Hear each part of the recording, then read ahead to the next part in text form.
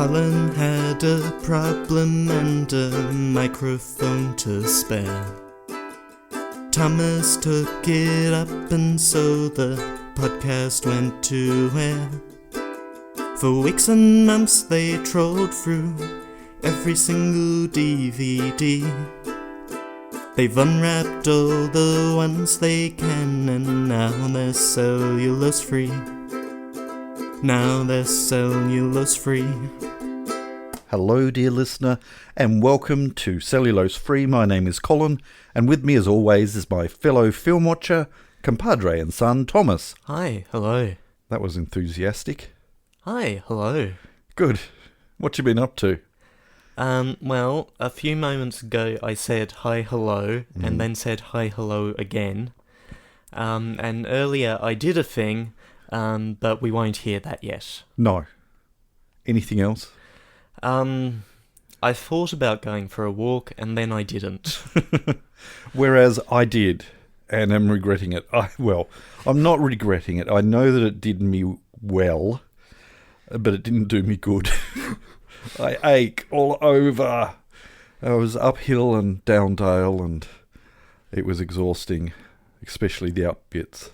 Yes, they tend to be. Yes. In fact, there was a point where I got halfway up this hill and I was a bit concerned for my health, so I flopped myself on a log and composed a little ditty.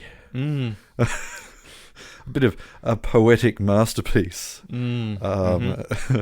ripped straight out of the pages of A.A. Milne. And, by which stage, once I had completed it, I was a little less weary, so I continued on, only to get weary again. Yeah. Turns out... Yes? If you're weary far from where you want to end up, you will still be weary when you end up there. Well, see, this was the problem. I was weary within the first 10 minutes of the actual exertion. I'd been walking for probably a good 20 minutes to get to the point where it suddenly starts going up, and that was fine. I was feeling good, but then it just goes up. And yes, within 10 minutes I was huffing and puffing and wheezing, and the heart rate was rather alarming. So yes, maybe I need to be less ambitious and improve my overall health before I tackle such things again. Or not. Who's to say? So that was my excitement for the day. What else have I been up to? I've been scanning large amounts of family photos. Yep. And sticking them onto Google Photos in a mad dash to try and get them in before June the 1st. Right, because that's when Google is doing their whole... We're changing the way limits work. Yes. But the limits haven't changed. We're just changing... What contributes to those limits.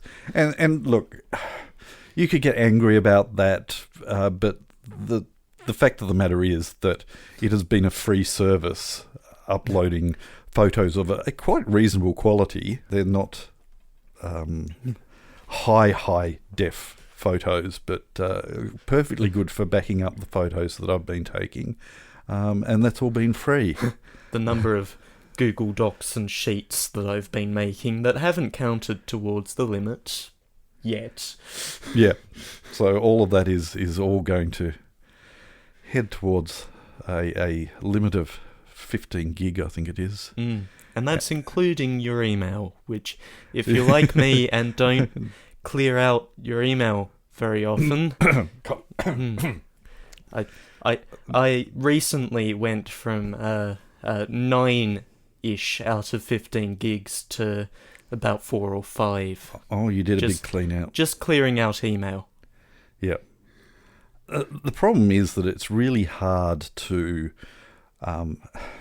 you do a search for a company that you get lots and lots of stuff sent from that you basically don't read, and 9 times out of 10 I delete them, but you still get heaps of them and they just pile up. But you do a search for that on your phone, Gmail, and it comes up with them all, but then you can't select them all to delete them. Yeah. You can do that on the PC. Go on. Oh. And yeah, you can do it on the PC and then delete it, but on the phone, I can't seem to, unless there's some fancy little trick. When you get to a certain volume of unread emails, select all doesn't necessarily select all. And so you have to go through this process a few times just to get everything out. Yeah. Even on PC, where it works better. Yep. Yeah.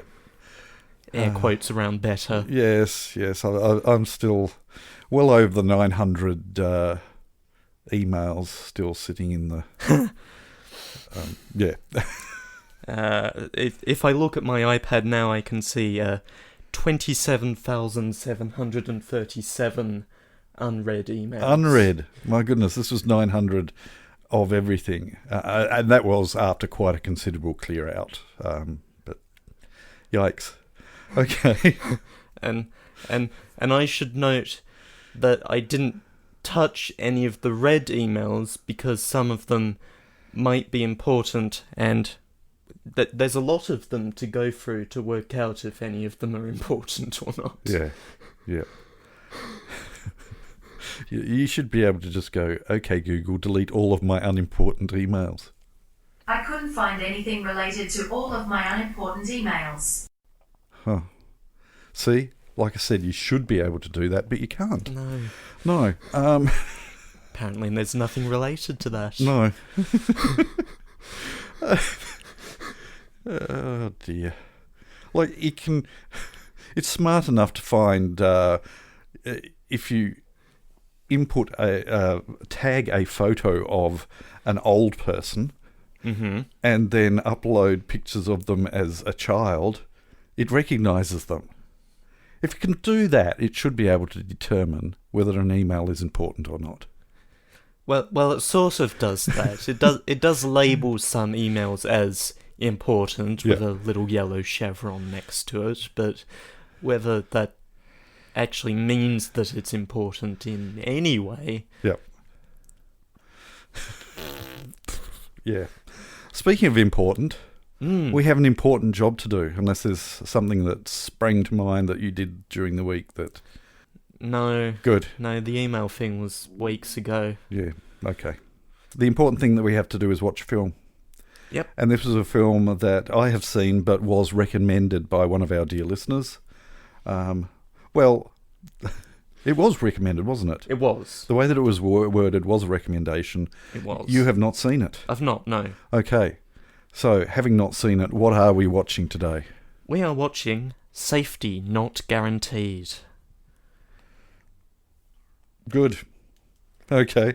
Would you be so kind as to read the plot synopsis, please?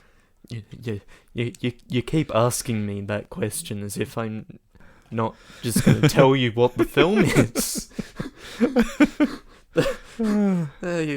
You asked what it was, I told you what it was. What more do you want? You want the description off the back. It's like when one of your kids said, "Is it really, really hot in here?" When in fact what they're really saying is, can somebody turn the air conditioner off? Or on. Or on, yes, or yes. Sorry, we're heading into winter today, so today, at the moment. On and off. And, well, it was a beautiful day today, but yes, at the moment, when these certain people say, gee, is it really, really hot in here, it generally means they want it turned off, or the heater turned off. We digress. So safety not guaranteed. Would you be so kind as to read the plot synopsis? When an unusual classified ad inspires 3 cynical Seattle magazine employees to look for the story behind it, they discover a mysterious, eccentrically named Kenneth, a likeable but paranoid supermarket clerk who believes he's solved the riddle of time travel and intends to depart again soon. Together, they embark on a hilarious, smart, and unexpectedly heartfelt journey that reveals how far believing can take you. All right. So, Thomas, the thing that you need to have in the back of your mind is making a determination as to whether this qualifies as American quirk. Right. Yes, because that's how it came up in the recommendation. All right. Having seen relatively few American quirk films and even fewer recently. Yes. All right. Okay. All right. So Thomas is going to open the case. Thomas is going to put it into the machine. We're going to watch it, and we'll catch you on the flip side. Turn to side B.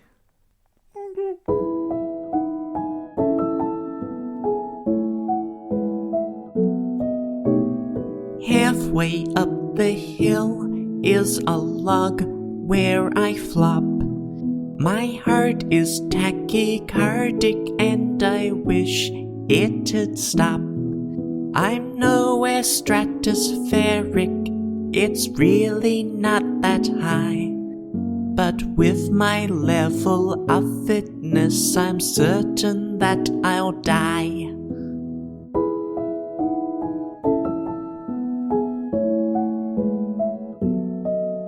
Yes, with my level of fitness, I'm certain that I'll die.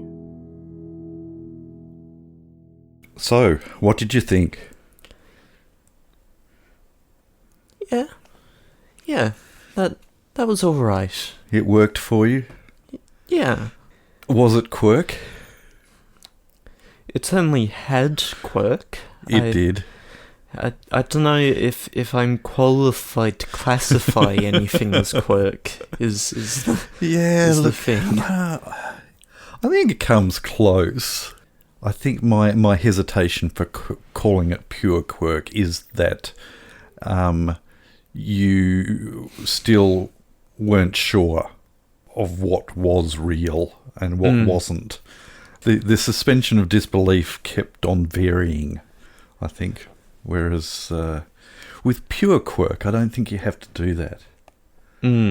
Without giving too much away, the premise is this guy actually building or has built a time machine, or is he deluded, or is he completely crazy?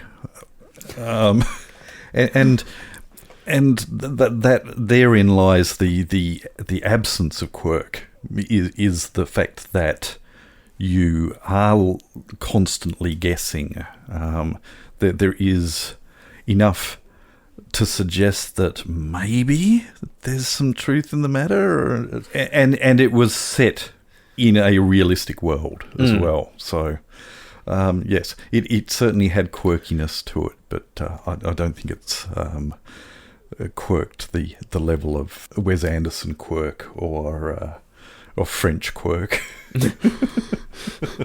There's some nice Wes Anderson-ish shots in there. Yep. Not a whole lot. There's some more quote unquote traditional work in there, but you know, occasionally you get that interesting locked off shot of the front of a building, or someone standing awkwardly to the side of shot. Yes. And also characters that would just sort of be brought into yeah. It is an unusual film. It is, yes. It is very much an unusual film. I'm frustrated in that I do not have my phone with me, so I was going to look up. My impression the first time I watched it, and the impression was actually strengthened this time around, was it an independent film? Sure. Yeah, this is the type of thing that I was wanting to look up. First of all, what is independent? Yes. Are we talking Not produced by one of the majors, not produced by one of the little majors. Yeah. Okay, maybe swing it around to, what was the budget of this film? The budget of this film was $750,000. Okay, well, I definitely, yes. And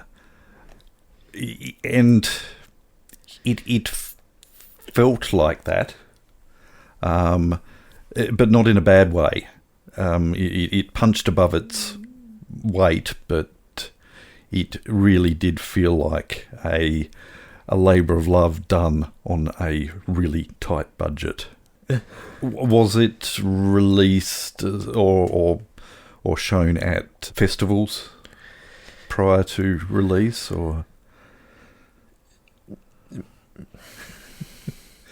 what colour was the? It went to Sundance at least. Okay, good. Sundance. It reeked of Sundance, I guess, is what I was trying to ascertain. Yeah. And again, not in a bad way. Based on a real fake story. Well, okay. Occasionally, his second eldest son will ask, "What are we watching tonight?" and decide whether he's going to watch it. And he did the review, and that was the first thing that sort of sprang out at him, was the fact that it was based on a true fake story. And then he read enough to be turned off being interested in it. The story goes, okay, as such stories do, mm-hmm. That the senior editor for Backwoods Home magazine, which is a quarterly run by a family out in California, well, Oregon now, but it was started in California. A garage, as many things are. The story goes that the senior editor needed some filler for the classified section. Oh no!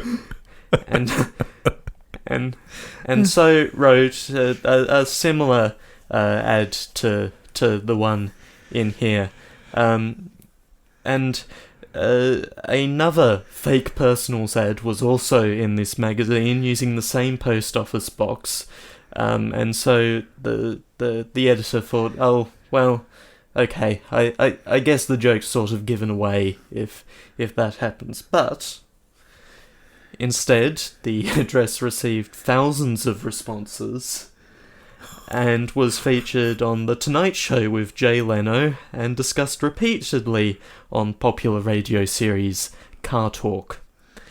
Right.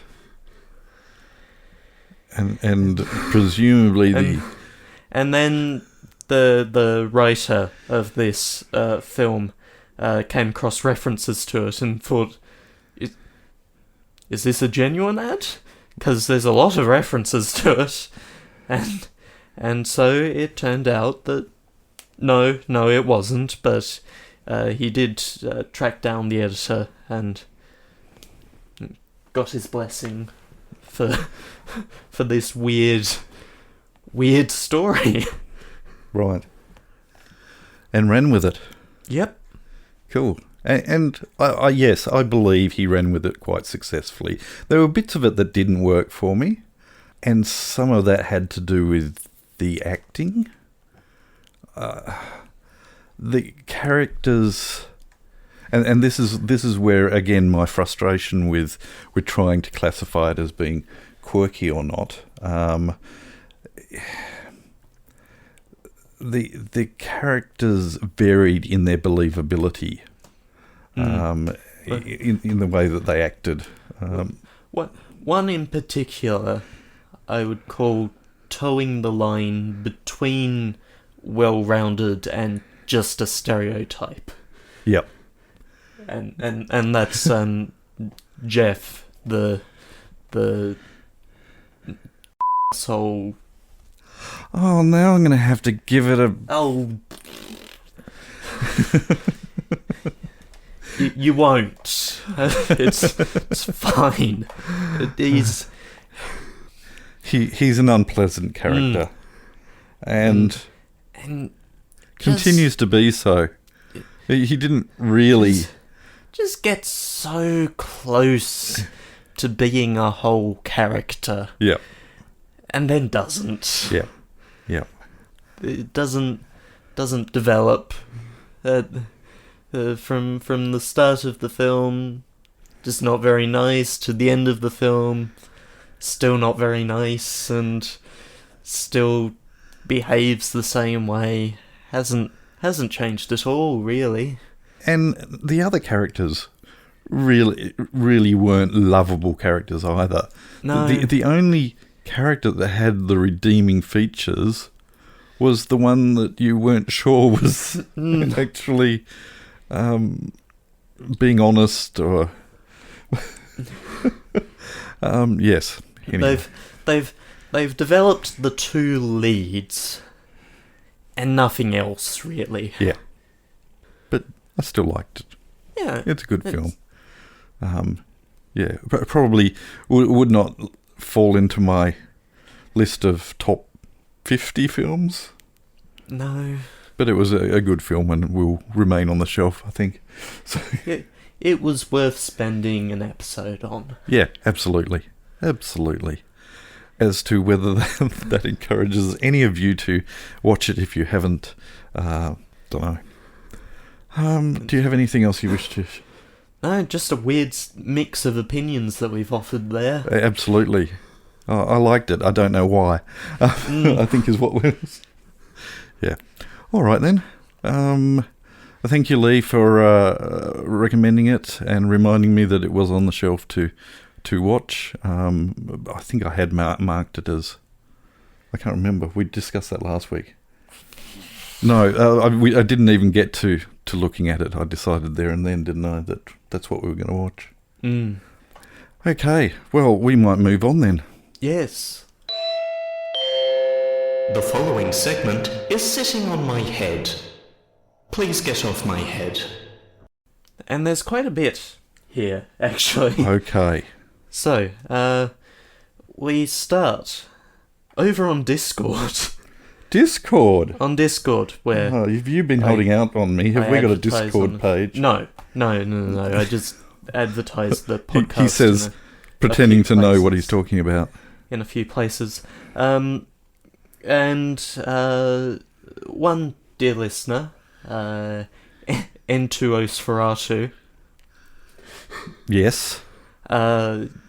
Brought up that one of the submarines used for shots in The Hunt for Red October, the USS Blueback, Yes. is currently in Oregon. Ah. Portland, Oregon, at the Museum of Science and Industry. So that wasn't the big D, was it? No. It's been there for... It has been there since 1994. Okay. So not long after the filming of... No, not long at all. In normal times, there's regular guided tours there. Okay. Cool. So that's interesting. Yes, thank you for sharing that, dear listener. What was his name? Something Nosferatu. N2 Osferatu. Oh, okay. As in nitrous oxide Sferatu. Oh, okay. What else was there? We move over to Facebook. We do. Helen. Where there's a couple of things. Mm-hmm. Okay. We'll get to Helen. Okay. I do apologise, by the way, if volume levels change or anything like that. I've had to put the mixer down because the deranged cat has insisted on sitting where the mixer normally sits, which is on my lap, which is most unusual, but he's not causing disruption, so... Jeff wrote in Hi, on Jeff. Facebook. So I watched this talking about Hunt for the Wilder People. Oh, okay. He watched it a few days ago and described it to his wife as a mix of Up, The Gods Must Be Crazy, and Thelma and Louise. That's a very good description. Yes, I like that. Very good. Thinks Sam Neill and the kid do a great job. Yep. Likes Waititi's style. May have slept through a few chapters in the middle. Okay, fair enough. Which he feels bad about. If only there was some way that you could watch it again. If only. Helen wrote in on The Hunt for Red October. Thinks she's only seen the Alec Baldwin and Harrison Ford versions and prefers Baldwin. Yeah. Something about being more of the analyst thrown into the deep end than the action hero. Yeah, yep. But also says that might be something to do with the difference in storylines. Yes, they're certainly very different in their storyline. And as far as I'm aware, that is it for the Untitled segment this week. Well, thank you everyone for your input into the Untitled segment. I have had mentioned to me that this podcast is used for one of our dear listeners to walk to, and if it isn't long enough, then they are most put out by it not filling the length of... It's okay. I provided a slowed down version that fit the time frame necessary. Yeah. It didn't sound good, but... It sounded shocking. Absolutely shocking. Sounded really shocking. Yeah. Speaking of things sounding shocking, strange segue, because something didn't sound shocking. You may have noticed that the music used between the opening segment and the post-opening segment had a new jingle, which was just a one-off. Just a one-off, based on the words that I wrote whilst dying on the middle of a hill. With apologies to A.A. Milne and Jerry Nelson. Yes. And thank you, Thomas, for putting in the effort. That was an afternoon. You sounded very much like Robin.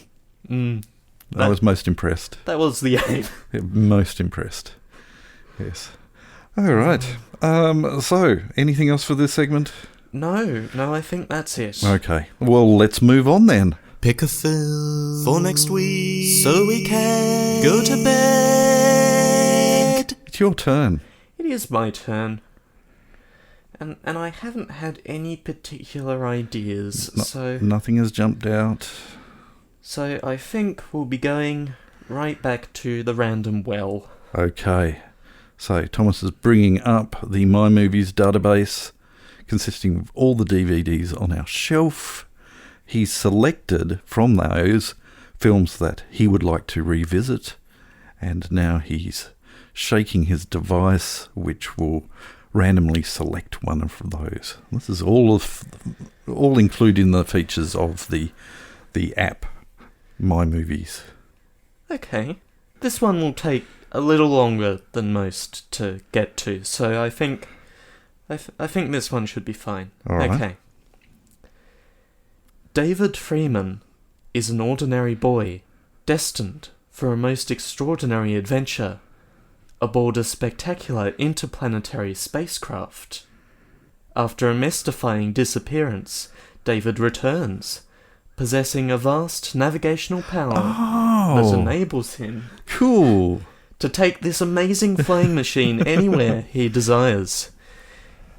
His crew is a wisecracking robotic commander Max and an assortment of bizarre extraterrestrial creatures. Embark on a fun-filled, fast-paced journey of fantasy and adventure as David takes off on a flight of a lifetime in... The Flight of the Navigator. I love this Yes, film. indeed. It's a good one. It really is.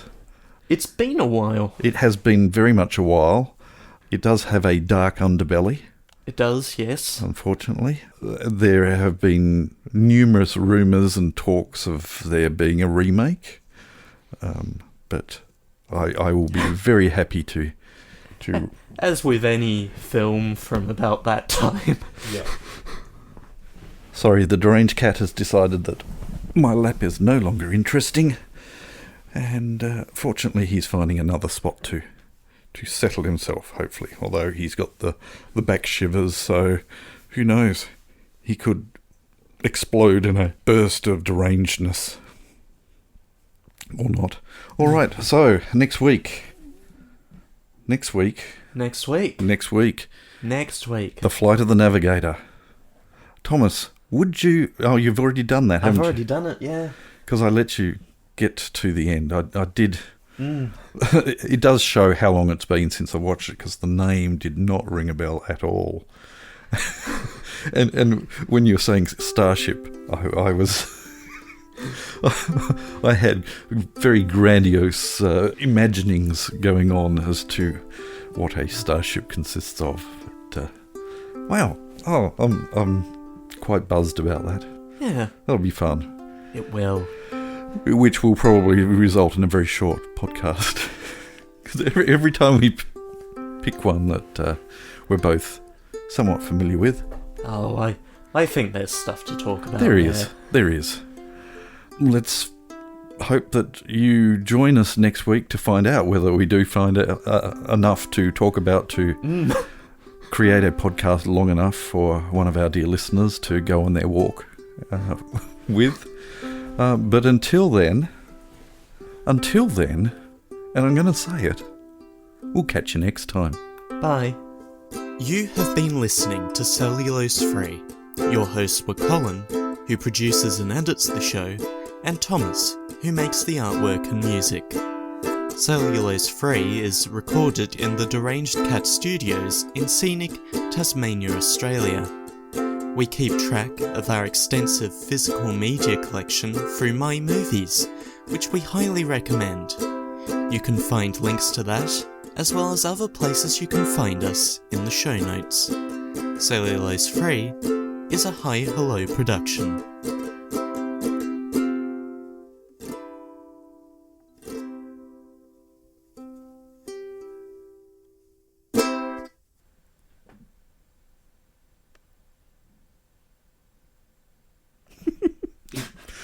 Good.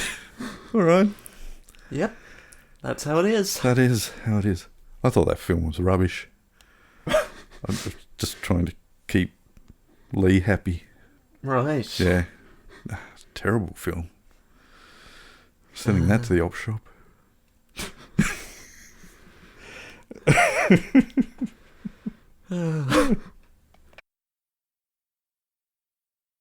If only I had record going just then, because that would have just been choice.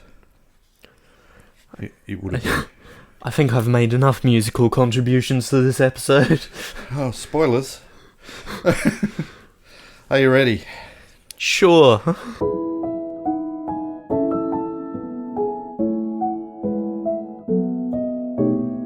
Halfway up the hill is a log where I flop. My heart is tachycardic and I wish it'd stop.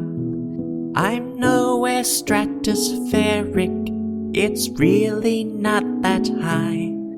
But with my level of fitness, I'm certain that I'll die.